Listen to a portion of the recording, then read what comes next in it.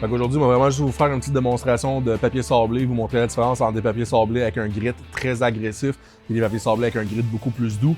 Encore une fois, c'est sûr, tous les kits, tous les papiers sablés vont être différents dépendant de la réparation. Quand vous allez venir en magasin vous faire vos kits, on va tout vous dire quel papier prendre dépendant de vos réparations. Exemple, un papier sablé très agressif, un grit 80, le grain est très prononcé, on le sent beaucoup l'abrasif. Vous allez le voir quand on va sabler, juste quelques coups, c'est assez pour vraiment faire des marques très profondes. Habituellement, ces gris de papier-là, très rough, c'est vraiment pour enlever des grosses bosses, des gros défauts, un début de roue, si on n'a pas toutes les machines pour avoir des disques à grinder, vraiment faire de quoi de très agressif. Une fois habituellement qu'un 80 est passé, on va toujours aller le recouper avec un grain un peu plus doux. Le truc en carrosserie, on ne dépasse jamais le double du grain. Si j'ai passé un 80, je ne peux pas passer un 320. Les marques du 320 ne vont jamais enlever les grilles du 80. Par exemple, là, j'ai fait un 80 ici, je vais venir vous faire un 120 juste sur le côté. Encore une fois, vraiment juste brièvement vous montrer les différences. C'est sûr que ça a l'air très similaire côte à côte, mais si on passe nos doigts dessus, nos mains, on sent que le grit du 120 est beaucoup plus doux. Une fois qu'on passe un 120, habituellement, on vient passer un 180. Encore une fois, juste très doux. Vraiment juste pour venir vous montrer la différence. Le grit 180 va enlever les graphiques du 120, le 120 enlève les grilles du 80, etc. J'ai passé un 180. Habituellement, ces trois grilles-là, c'est vraiment quand on a des gros défauts, de la rouille, on vient de faire du mastic, nos couches fines de poté, on va venir les ressabler. Quand on commence à tomber un peu dans la finition, qu'on est prêt à primer, nous en magasin, on va toujours conseiller de finir soit au 320 ou même au 400, encore une fois dépendant de l'âge du véhicule, où est-ce que la zone de réparation est.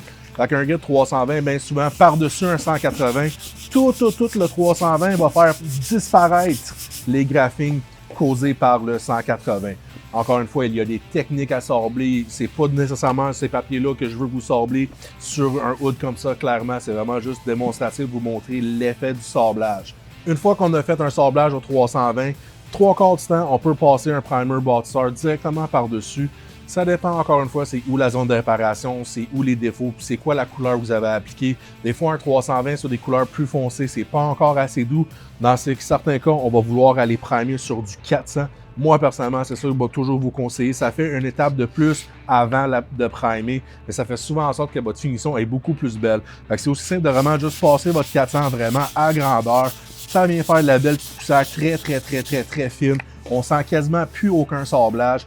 Exemple, une zone comme ça ici, on pourrait quasiment dire qu'on est prêt à primer. Oui, clairement, il manque un peu de finition, c'est juste pour vous montrer un bref délai. Une fois qu'on a plein de poussière comme ça, clairement on voit qu'on a beaucoup de poussière, c'est là que c'est bien important de passer le lavage final. C'est vraiment ça qui va faire en sorte qu'on va tout enlever ces petits grains de poussière-là, comme je vais vous montrer à l'instant. Vraiment aussi simple de juste secouer la canette. On peut vaporiser directement sur le morceau ou sur une petite guenille. Après ça, on peut vraiment venir laver notre surface pour vraiment enlever toutes les petites poussières qui viennent de tomber. C'est sûr, si on a un petit compresseur avec un petit sifflet à l'air, on passe le sifflet à l'air pour enlever toute la poussière avant de laver. Sinon, on a juste à le répéter le processus de lavage 2-3 fois. On va dire qu'on a fait nos 3 couches de primer. On a attendu nos 10-15 minutes. Le primer, ça fait une bonne heure et demie, 2 heures qui est sec. On est prêt à aller faire notre sablage de finition. Sur des couleurs, surtout un noir comme ça, on peut dire que le 600, c'est vraiment le papier optimal. On va vraiment avoir une belle adhésion mécanique pour notre peinture. C'est un papier très doux qu'on peut vraiment aller faire une belle préparation sur le primer. Et même sur certaines pièces qu'on ne veut pas nécessairement mettre le primer, mais juste avoir une belle adhésion mécanique pour notre peinture. Aucun coup de 600 va paraître à travers de la peinture. Alors c'est vraiment ça, les papiers sablés, pour faire autant une petite réparation de rough, aller à la finition.